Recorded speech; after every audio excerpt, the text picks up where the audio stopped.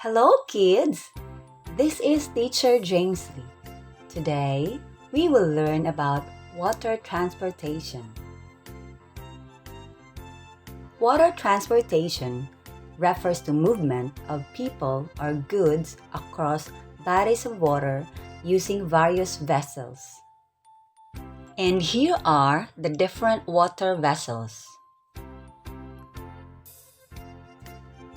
Raft,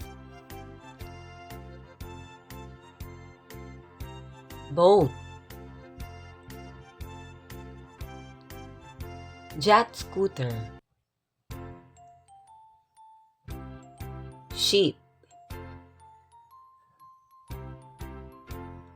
sailboat,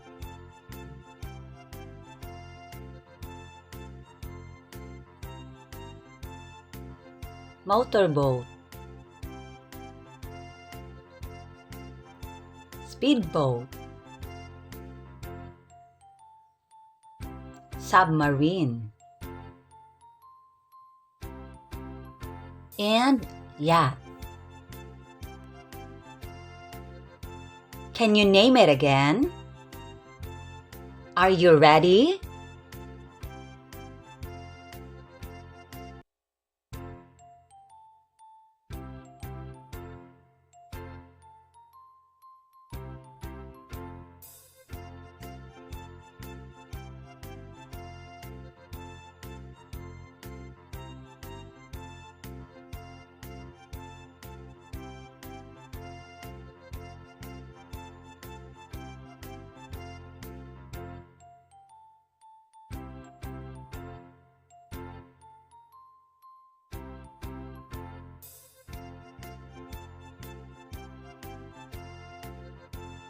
Good job, kids!